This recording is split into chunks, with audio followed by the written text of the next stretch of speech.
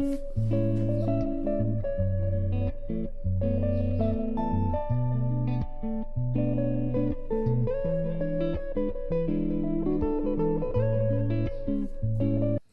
दोस्तों, आपका होस्ट मैं इग्नोर का एक फिर नए एक वीडियो के साथ आया हूं। एक बहुत बड़ा चेंजेस गवर्नमेंट लाने वाली है। वो गवर्नमेंट जो चेंज ला रही है वो ये है कि नया rent agreement act, rent control act जिसको कह सकते हैं, रेंट कंट्रोल एक्ट 2025, किराया संशोधन बिल 2025 लाने जा रही है जुलाई में। और उसमें क्या चेंजेस होंगे? उसमें यह होगा कि आपका जो रेंट एग्रीमेंट होगा, जो ये 150 रुपये वाला आप बनवाते हैं या 500 रुपये वाला बनवाते हैं और ग्रीन कलर के बॉन्ड पे बनवाते हैं और उसको फिर आप साइन करा लेते हैं नोटरी से, जो एक होने वाला इतिहास बन जाएगा आने वाले समय में। इतिहास कैसे बन जाएगा कि वो अब नहीं चलेगा। जुलाई 2025 से रेंट कंट्रोल एक्ट 2025 यही कहने जा रहा है। मेन मकसद जो रेंट कंट्रोल एक्ट 2025 का है वो है कि किराएदार और मकान मालिक के बीच में सारी लड़ाइयां, सारे झगड़ों को खत्म करना। जो रेंट ट्रिब्यूनल जो बने हुए हैं डिफरेंट डिफरेंट डिस्ट्रिक्ट्स में, तरह तरह के अलग अलग तरह की कोर्ट्स बने हुए हैं, उन सब पे लोड कम करना, उन पे भार कम करना जिससे केसेस कम हो और एक बहुत तरीके से संपत्ति का हस्तांतरण हो एक किराएदार और मकान मालिक के बीच में, उनके बीच में एक प्रॉपर एक एग्रीमेंट हो। अब वो कैसे होगा और पहले क्या परेशानियां थी, इसके बारे में हम डिस्कशन करेंगे। इसके बारे में हम एक दूसरे से जानकारी लेंगे। सबसे इंपॉर्टेंट बात, जो रेंट एग्रीमेंट बनता था वो एक फर्जी टाइप का रेंट एग्रीमेंट बनता था। 500 रुपये में हम कुछ भी कंडीशंस के साथ उस पर साइन करा लिया करते थे, तो 2 उसमें विटनेस हुआ करते थे और एक नोटरी से साइन करा लेते थे। अब वो जब कोर्ट में जाएगा तो जज साहब क्या बोलेंगे, ये तो साहब मान्य ही नहीं है। तो इससे क्या होगा, जो मकान मालिक का जो राइट है प्रॉपर्टी के ऊपर वो कहीं ना कहीं कमजोर हो जाएगा। उसका जो होल्ड है प्रॉपर्टी पे वो कंट्रोल खत्म हो जाएगा अगर इस तरह के आप रेंट एग्रीमेंट बनवाएंगे। तो जुलाई 2025 से ये अनिवार्य हो गया है कि आप एक रजिस्टर्ड एग्रीमेंट बनवाएंगे और आप जो उसमें जो डिजिटल जो बॉन्ड्स होंगे, डिजिटल बॉन्ड होगा, डिजिटल स्टैंपिंग होगी, उस पर आप बनवाएंगे। दूसरा, आप उसका रजिस्ट्रेशन कराएंगे। सबसे इंपॉर्टेंट बात है, आप रजिस्ट्रेशन कराएंगे। तो अगर 12 महीने से कम का है तो आप उसको पोर्टल पे चढ़वा सकते हैं, कहीं से भी चढ़वा सकते हैं, ई मित्र के द्वारा चढ़वा देंगे। एक नॉमिनल फीस होगी गवर्नमेंट की, वो आपको भरनी पड़ेगी।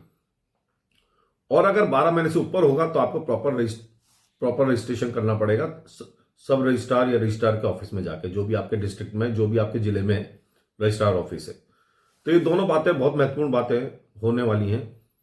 तो जो पुराना इतिहास है, जो हरे वाले कागज पे, जो हरे वाले बॉन्ड पे आप बनवाया करते थे एग्रीमेंट, वो बहुत जल्दी खत्म होने वाला है, वो इतिहास बनने वाला है।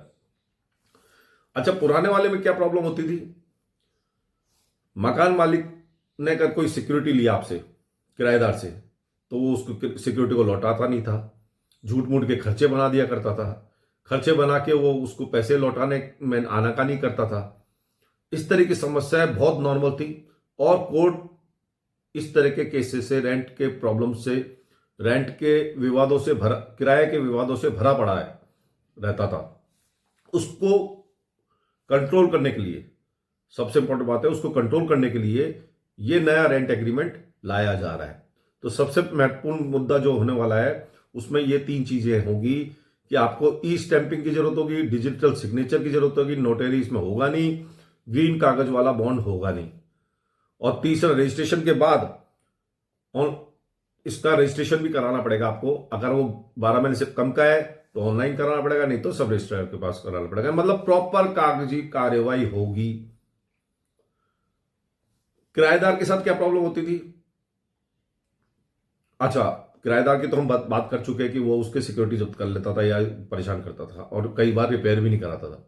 मकान मालिक के साथ क्या प्रॉब्लम होती थी? वो अगर मान लो आनाकानी करता रेंट देने में किराएदार, या वो घर का कब्जा नहीं छोड़ता, तो दौड़ा दौड़ा मकान मालिक रेंट ट्रिब्यूनल में या रेंट के जो भी अलॉटेड जो कोर्ट्स हुआ करते थे वहां केस दायर करने जाता था, और जज साहब छूटते ही पूछते कि आपका रजिस्टर्ड एग्रीमेंट है या नहीं है।